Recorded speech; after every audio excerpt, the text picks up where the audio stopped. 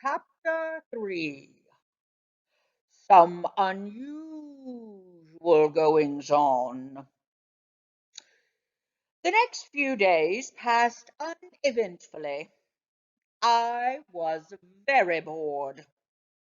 Our new arrival slept all day, and Chester, whose curiosity had been aroused by the strange behavior of the rabbit that first night, had decided to stay awake every night to observe him.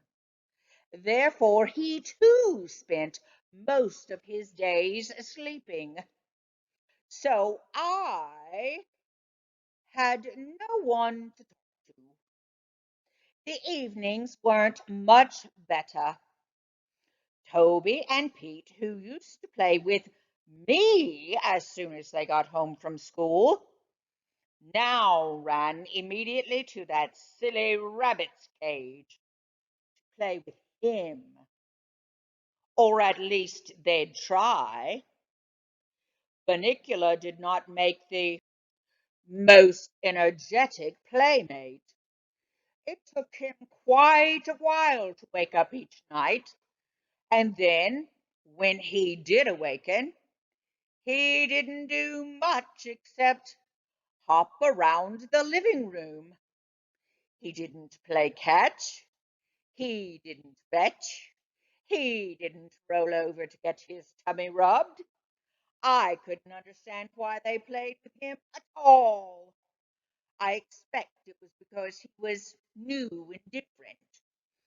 But I was confident that they would soon tire of him and come back to trusty old Harold.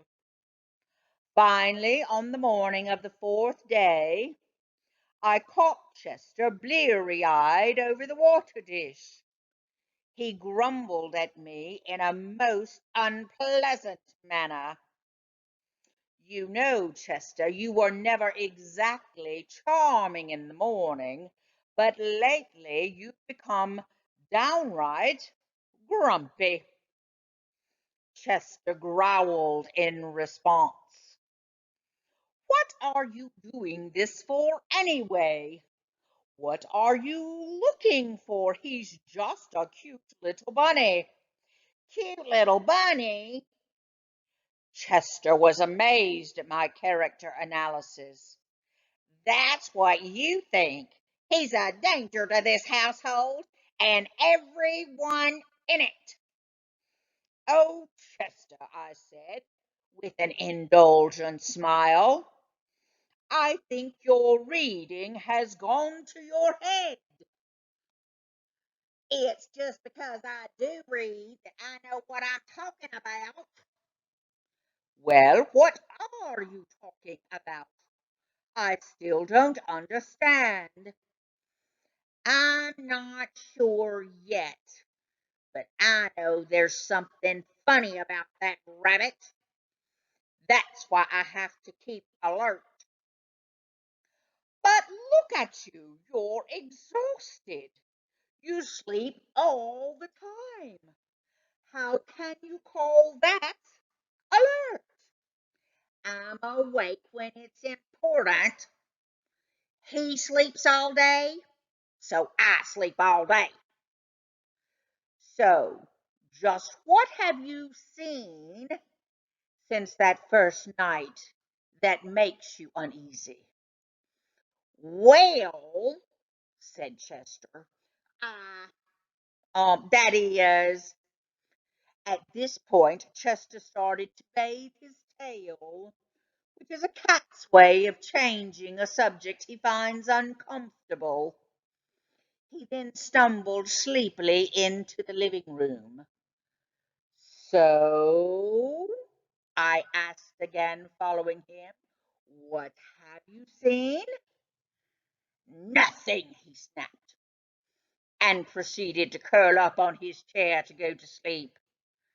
After a moment, he opened one eye. But that doesn't mean there's nothing to see. For the next few mornings it was the same routine. I'd be ready for a good romp around the living room, and Chester would go to sleep. Pete and Toby were at school. Mr. Monroe was at the university. He never did too much romping around anyway. And Mrs. Monroe was at her office. No one to play with poor, neglected Harold. At first I thought I could strike up a friendship with Bunnicula and maybe teach him a few tricks, but I could never wake him up. He was always waking up just about sunset when I wanted to take a snooze.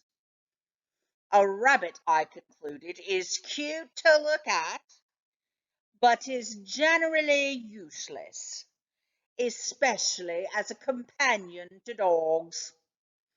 So I would retire each day with my favorite shoe to the rug and chew. Now, some people, especially Mr. and Mrs. Monroe, can't understand my taste for shoes and yell at me for snacking on them, but I always say there's no accounting for taste. For instance, I remember one evening when Mr. Monroe picked some of his sour balls out of the bowl by his chair and dropped the green one on the floor. He didn't notice as it rolled across the room and landed near my nose. I decided this was a perfect opportunity to try one for myself. I placed it in my mouth and wished immediately that I hadn't. As the tears started running out of my eyes, I thought, what's wrong with my mouth?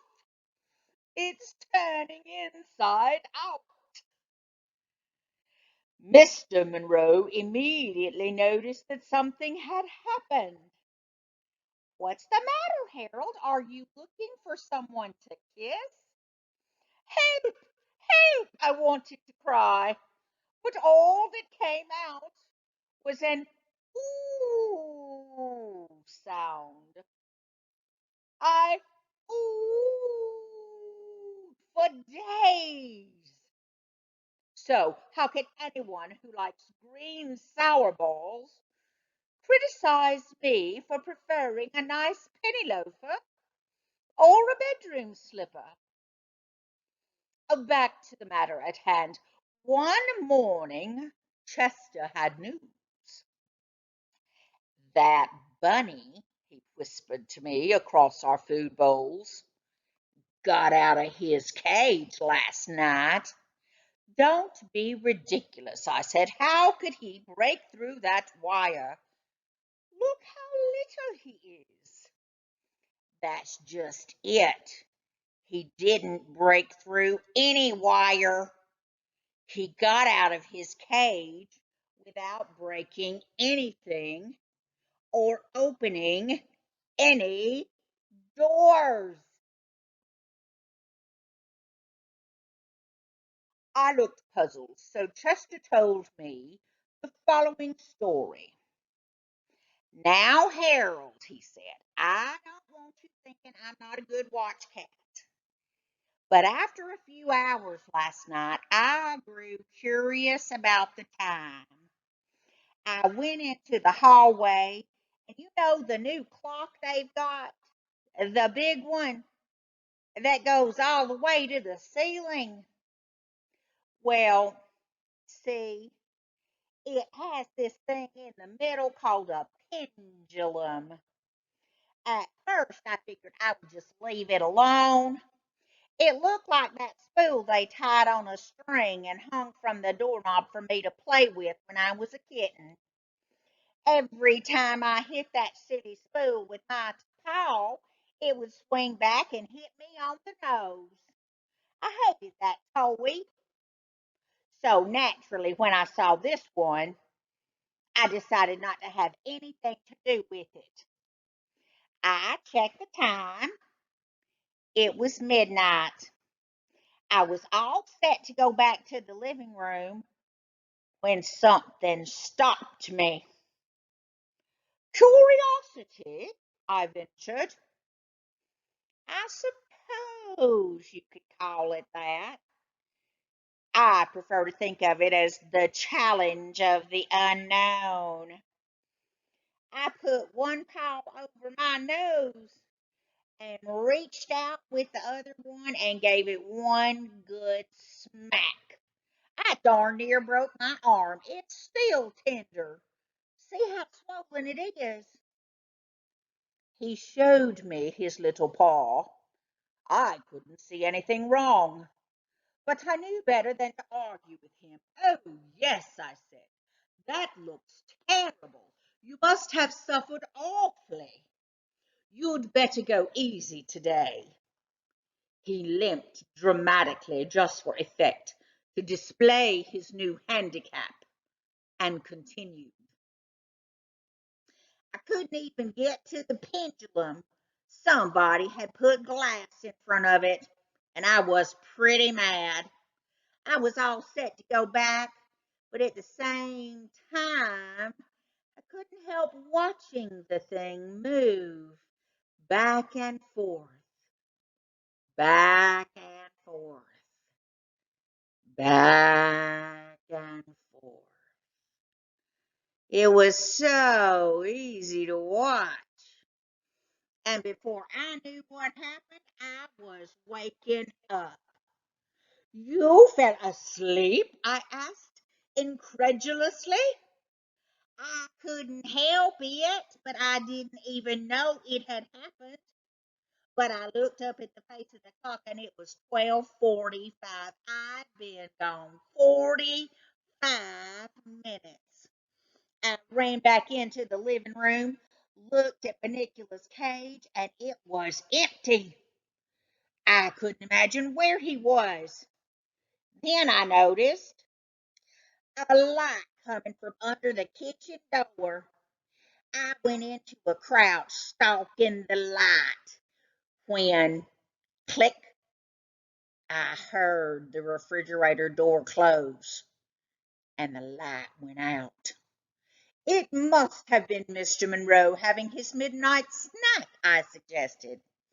No, that's what I thought. I jumped on my chair, curled up real quick, and kept one eye open, pretending to be asleep.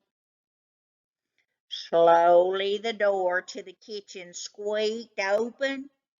This little head poked out from around the corner and looked to either side to see if the coast was clear. Then, guess who came bouncing out all by himself and with that idiotic grin of his plastered all over his face?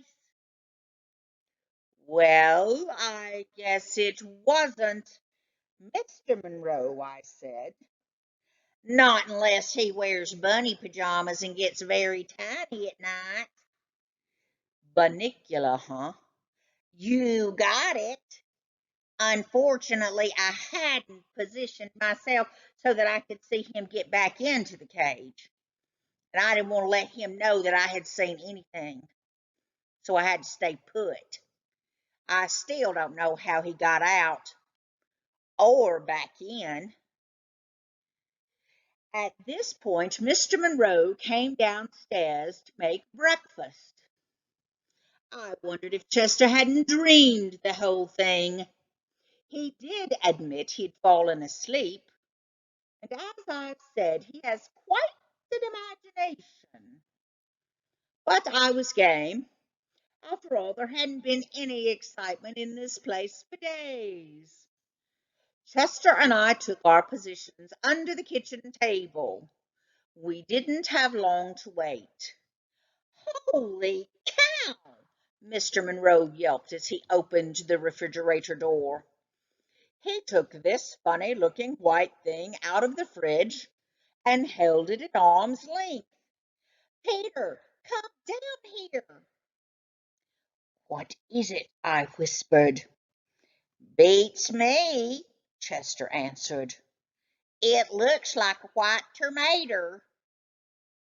Very funny, I said, as Pete came into the kitchen.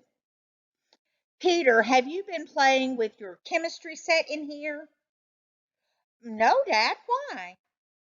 I thought this might be one of your experiments. Do you know what it is? Gee, Dad, it looks like a white tomato. Just then, Mrs. Monroe and Toby came in the door. What's all the fuss about? Mrs. Monroe asked. We were just trying to figure out what this is. Toby pulled it down so he could get a better look. Well, he said, it looks to me like a white tomato. Mr. Monroe took a good long look. You know, he said to his wife, it really does look like a white tomato. There's one way to find out, said Mrs. Monroe, who's always the practical one. Let's cut it open and see what's inside. Everybody gathered around the table. I jumped up on a chair, and in all the excitement, no one noticed that I had my paws on the table, which under normal circumstances was discouraged, to say the least. Chester wasn't so lucky. Chester, get off the table, Mrs. Monroe said. Chester jumped onto Toby's shoulders, where he stayed to view the proceedings. Mrs. Monroe took her sharpest knife and cut cleanly through the thing. It fell into two halves. It's a tomato, all right, said Mrs. Monroe. Here are the seeds. But it's all white, Toby observed. And look, said Pete, it's dry. So it is, Mr. Monroe said, as he picked up one of the halves. There is no juice at all. Well, Anne, what do you think? It's gone bad, I guess, though I've never heard of a tomato turning white before. Come on, she said, clearing the table. Let's throw it out and have breakfast. And Harold, get your paws off the table. Rats! Chester jumped down from Toby's shoulders and motioned for me to follow him into the living room. This had better be important, I said. They're cooking bacon. A white tomato? Very significant, Chester murmured. So it's a white tomato, I said, edging my way back to the kitchen door. What does that have to do with Bunnicula? I can tell you one thing, Chester said. I got a look at the tomato. There were very suspicious marks on the skin. So, I believe they're teeth marks. So tonight I'm going to reread a book I read last year. How fascinating, I said, as the aroma of frying bacon wafted across my nostrils. And what book might that be? The Mark of the Vampire. What? I stopped dead in my tracks.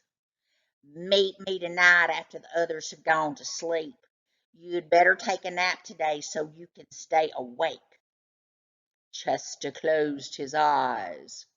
I shifted my look to Bunnicula, who seemed to be asleep in his cage.